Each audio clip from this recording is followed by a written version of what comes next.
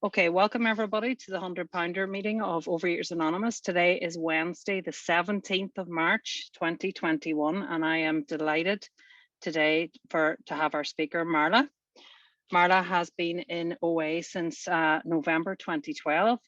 Her top weight was 284 pounds. She has been abstinent over 8.5 years with 120-pound weight loss. And I'm going to tell you now, pass it over to her now to tell you how she did it. And just confirm, Marla, you signed the speaker release form, so you don't mind it being recorded.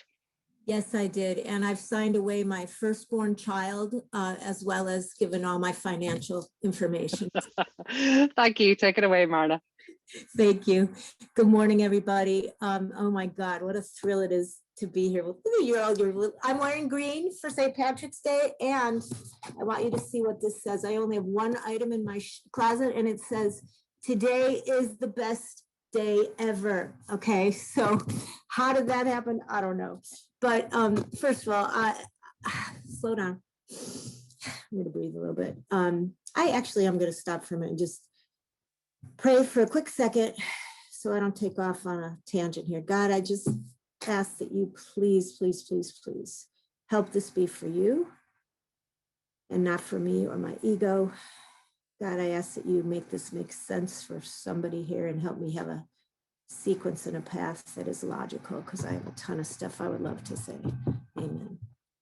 So thank you very much. I guess if you wouldn't mind putting the pictures right up right now, Carol, let's just do that first, and then I will get that taken care of. Carol did a full color video montage, which is so thrilling for me to see.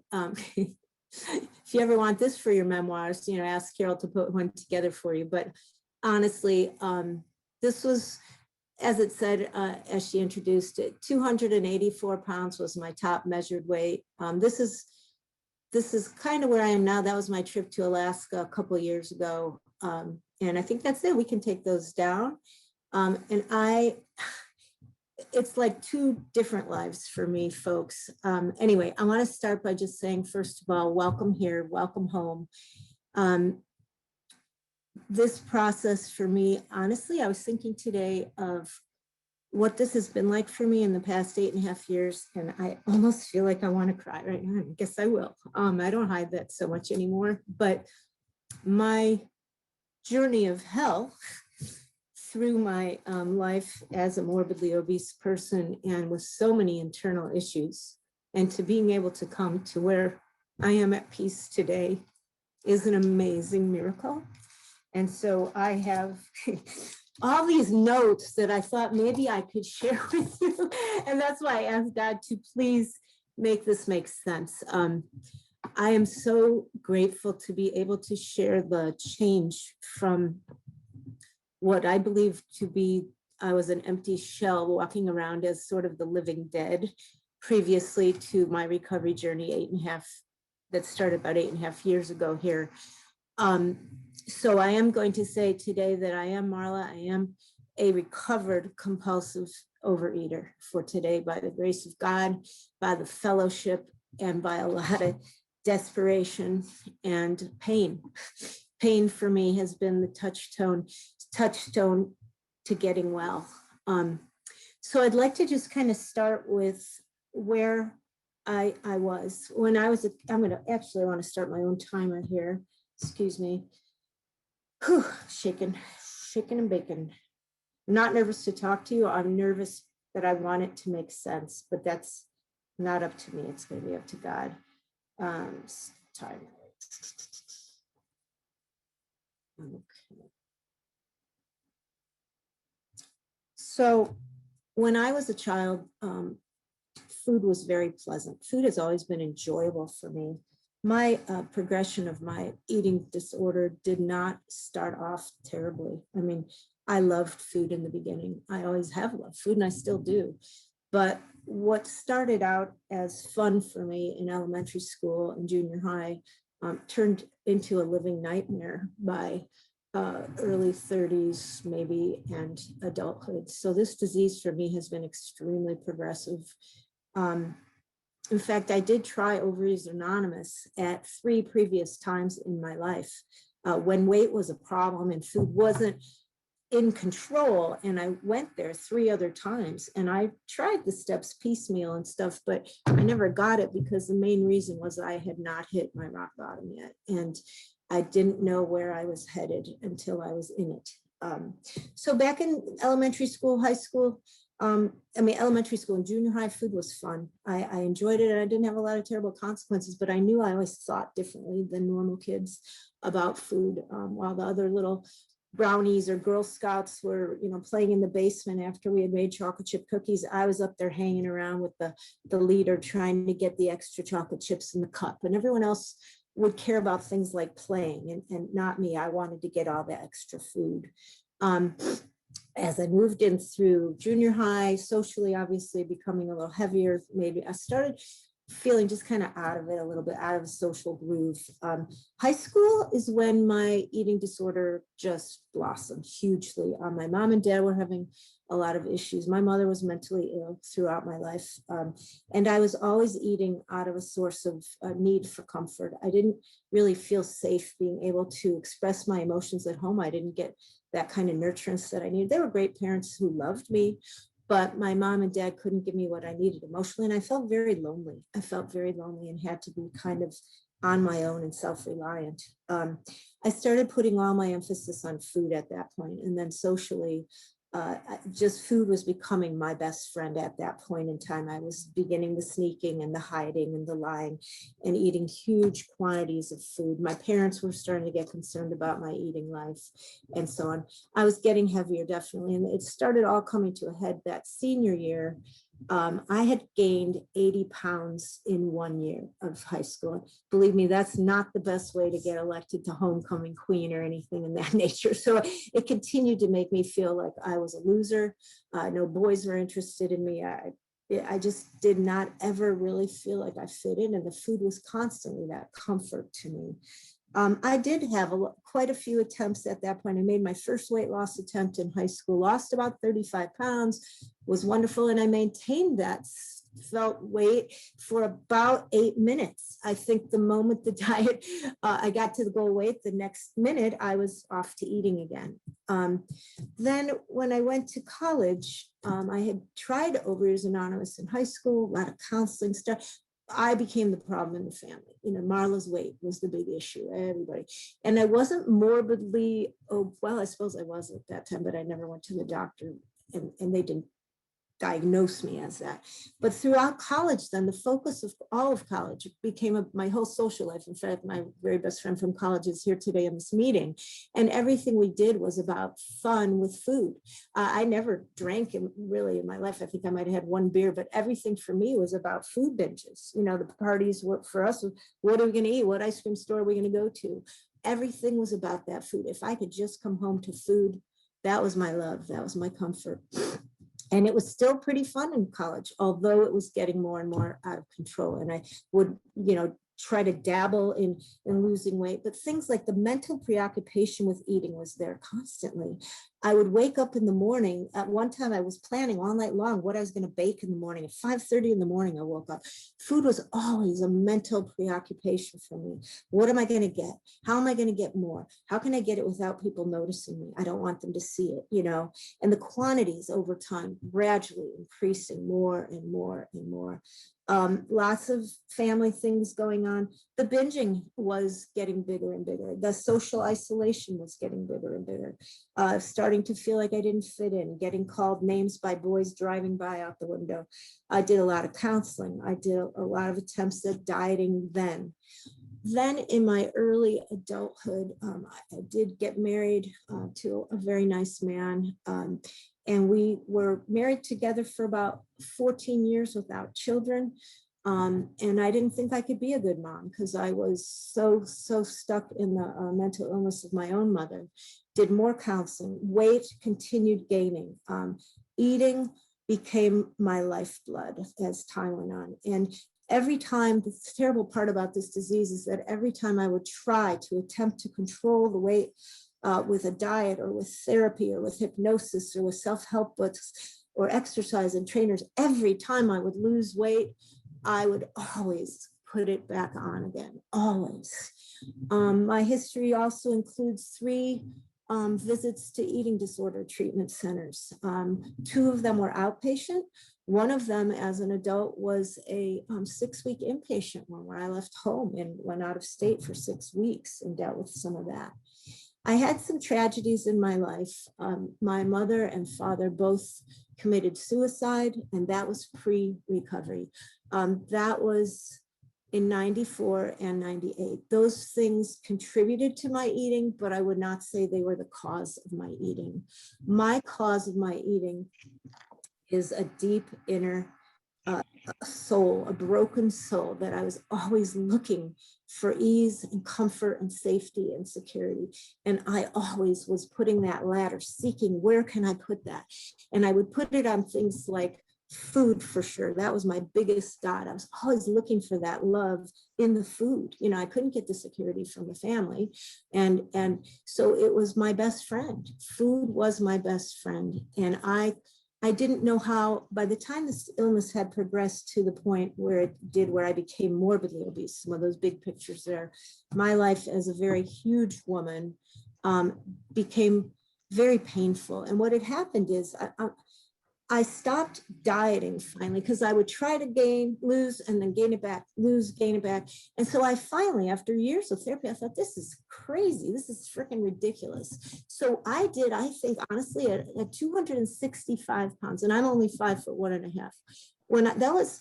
I finally stopped fighting and I surrendered and I stopped dieting, which was like, you know what? I knew I could not stop thinking about food. I knew I could not stop wanting food. And so I just gave up the shit. It was like, this is crazy. Just stop dieting. Stop treating food like the enemy. And for literally, I believe it was like somewhere between 12 to 15 years, you guys, I did not diet. I just said, I can't do this. I'm going to eat whatever the hell I want. And I didn't. And I didn't make food a loaded issue. I just surrendered to the food. And I thought, I'm going to make the happiest life I can at this nice felt 265 pounds. And that's where I stayed. And you know what? That was the first time in my life that my weight stayed the same. And even though it was an unhealthy weight, it was at least no yo-yoing. And I thought that was the ticket for me. I had surrendered to the fact that I was going to be fat my whole life, and I would never be in the land of the normal sized people or the normal eaters. And then something happened. My husband is also a compulsive eater. He decided, he was on numerous diets too. What changed my life here? He went to one of those diet programs and I sat with him. It was one of those medically supervised deal where you fast, okay? And we were sitting in the room that day, because after like 12, 13, 14 years of no dieting. And he sat in that room and they showed us this video, this before and after video of people who had lost weight on their program. They said only 5% of people who lose their weight ever keep it off.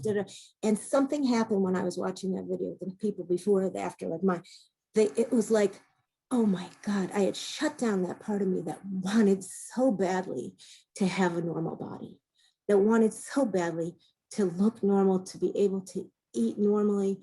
And I had shut that down, given up hope of that ever happening. And I sat in that room watching and I cried. And I thought, oh my God, somebody is in that 5%.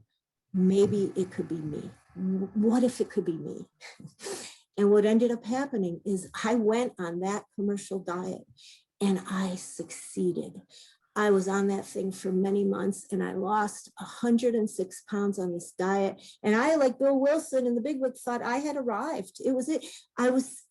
People called me the incredible shrinking woman. I mean, I had really gotten to a normal size and I loved it and all was well until it wasn't because something happened up here. While I was abstaining from my trigger binge foods, I was doing just fine. But once they started giving me real food again, and this was after many months of success, I could fit on roller coaster rides again. I could wear normal clothes. I could stand. I didn't sweat all the time. I wasn't burping all the time. My legs weren't rubbing together. You guys know the hazards of being morbidly obese, I'm sure. So I succumbed to the first bite. I succumbed to the mental twist. I was at a party at my boss's house, and it was the last day of our work party. and I'm a teacher person. And there was this woman there whose daughter was going to be graduating my school and wasn't going to be there anymore. And she made the most excellent chocolate chip cookies I've ever had in my life that I craved for years, you know.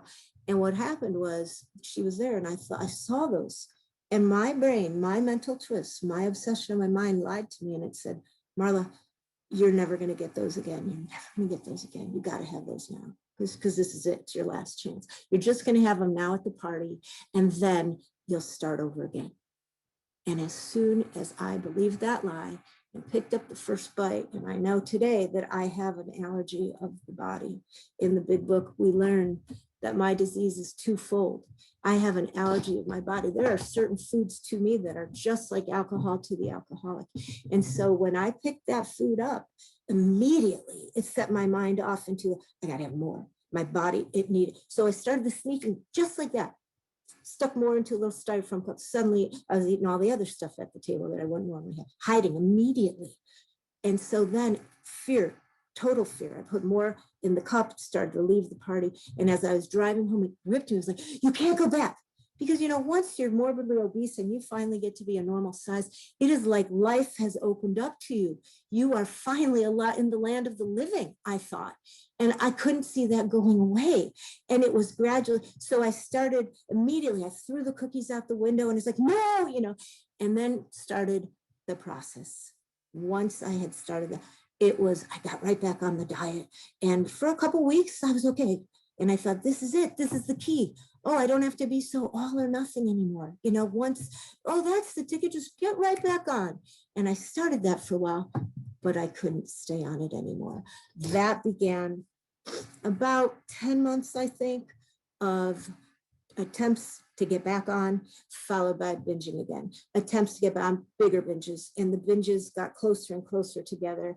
And the self-hatred and the terror came back, because it's like, you're normal. Now it's going away. They're taking it away.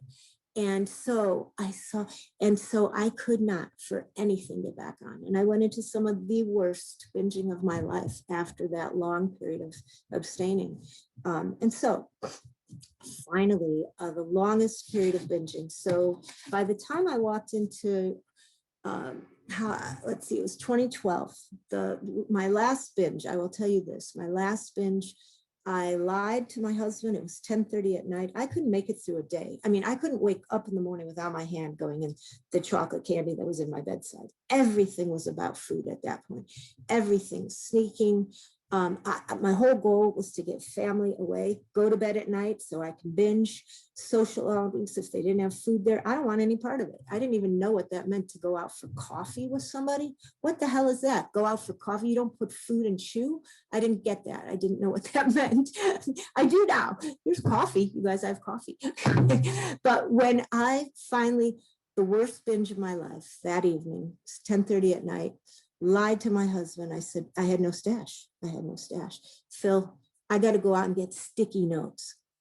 And I had that sense of crawling skin. If I can't get my shot right now, if I can't get chocolate in my veins, I'm going to fall. I'm literally going to die. I thought I was going to die without my fix. And as soon as I drove around and I got that first bite in my mouth in the store, it was like relief. I had to have that first bite, that hit. That was my sense of ease and comfort. But once that happened, the cycle was all over again. And I couldn't go home. I bought so much binge food that night. I bought 12 ice cream bars or something, and I couldn't go home to my husband because I had to eat it, and I couldn't bring it in the house, and I knew I couldn't hide it. So I drove around for like 10 minutes. Just in 10 minutes, I ate the whole box of ice cream. I mean, it was that intensive. Okay. So that's who I used to be. That night, I was hit with the awareness that I cannot control this thing, no matter how badly I want to. I could not. I was completely powerless at this point. And I finally was convinced that even when I'm dieting, I'm powerless because I can't stop thinking about food. Whether I'm eating or not eating, I'm always thinking about it. I'm always wanting it. And I could not stop wanting food. That was the thing for me. You could take away the food, I could throw it away, stick it down the display, but nothing ever allowed me to stop wanting and wishing for food. Nothing. ever. So I finally crawled back into OA. It was after years of being there. I walked into my first meeting that night and I stood at the podium and I remember thinking this thought: will somebody please get control over me? Because I was like, I was completely out of control.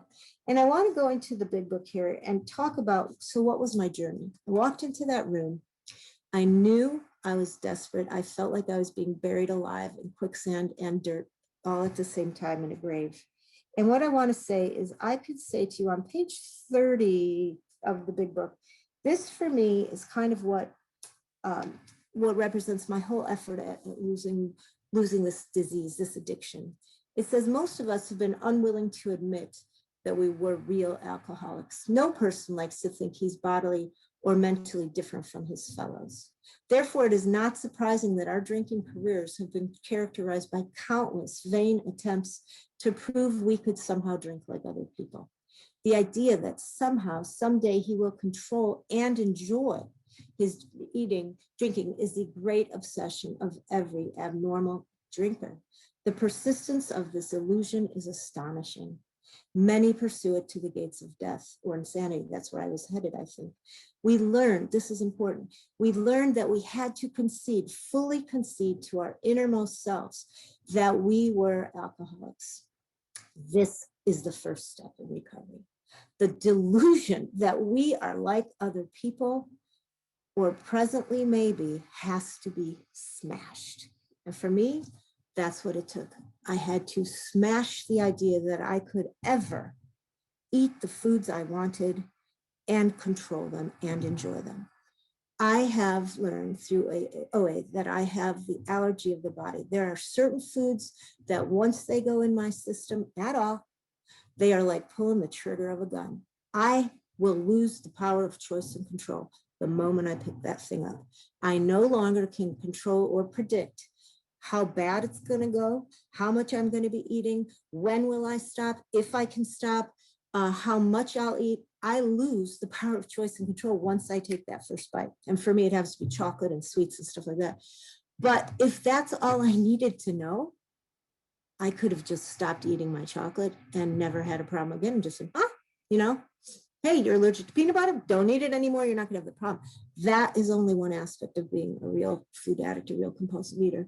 The second part of my disease that makes me need to be in these rooms with you guys, and that made me need the 12 steps, is that I have an obsession of my brain, an obsession of my mind that took me on roads for years, trying to convince me that I am not allergic to those foods and that I'm a normal eater. So that no matter what time I was dieting, no matter how well I was doing, no matter how badly I wanted to get well, or how many consequences I hated and wanted to make go away, it didn't matter, because somewhere in all of it, I would eventually lie to myself and believe the lies. Like, well, you've been so good for 6 months now, you deserve it. Let's just have it today. Let's just overeat on Halloween. And you know what? You'll start up again tomorrow, or you're out of town. You can handle it today. I would convince myself that the very bullet that I was pulling the trigger on could be caught by like a baseball glove. And until I fully conceded, no, you can't. Because see, that is the part I have no control over. I don't ever know when my crazy butt brain is going to lie to me.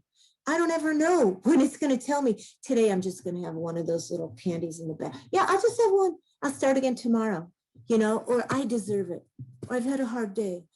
Those little excuses, those trivial mental excuses for picking up the first bite of something that is poison to me, that's where my mental problem was, the mental obsession. The problem I have is greater, the thinking problem.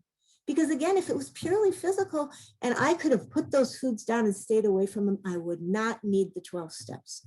So when I walked in that room, and that was my surrender, will somebody get control over me? I finally was at my step one, knowing that nothing I can do has ever allowed me to fully stop caring about food, stop wanting it, stop binging, stay on any diet. When I fully accepted, I've never been able to stay on a diet, and I never will.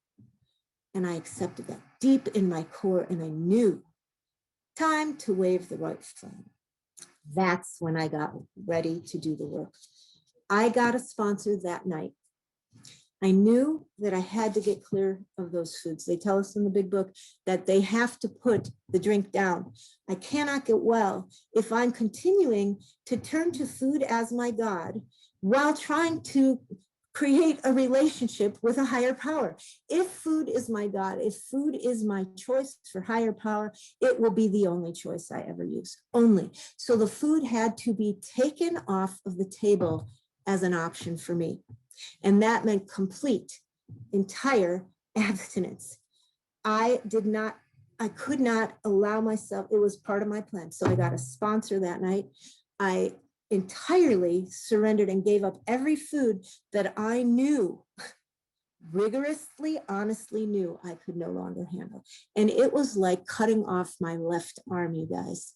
There was so much pain and grief in that. When I finally got honest, Marla, you have 5 minutes. okay, I finally got honest.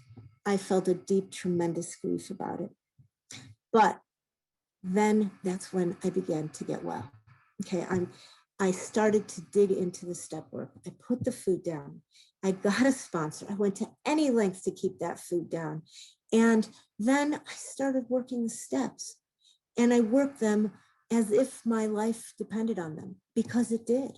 And I was willing to do anything they told me to do and stop, doing it my way.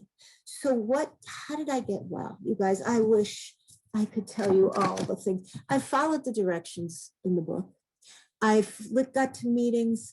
I went to any length to avoid my temptation foods. Those first few weeks of abstinence, I couldn't go a lot of places. I didn't go to restaurants for 3 months. I didn't go to parties. I changed my life. I created a life that would make it possible for me to abstain. But by working the steps, surrender was the first big step. And then the process of steps 2 and 3, I had to realize, you don't have the power, Marla. You don't have the power to stay away and avoid that first bite and the mental twist. So there had to be a power greater than me. And I was willing to finally seek a power other than chocolate. And it couldn't be chocolate because that had failed me and it wasn't me. So I opened up my mind. I started to look for that higher power. The group was my higher power. My sponsor was my higher power. And then gradually now I've developed a relationship with what I believe is to be my true creator in the world. Anyway, I cleared away the wreckage of my past by working steps 4 through 9. I made amends that I needed. And if we had more time, I'd tell you all the details of my step work. But just let's say I followed the directions. I stopped fighting. And gradually over time, I didn't care about food anymore. I am today, thank you, God, at a place of absolute neutrality. These last 8 years, I have not wanted to binge even once on chocolate or sugar or any of that, despite some really bad crap that's happened in my life. I've never once thought of turning to food for that, when before I couldn't even wake up for 5 minutes and be without food. Today, God has worked a miracle in my life that I am maintaining the same size 10 clothing when I used to be a size 32. I'm a size 10 now for 8 years. That's a miracle. I couldn't maintain that for 8 minutes.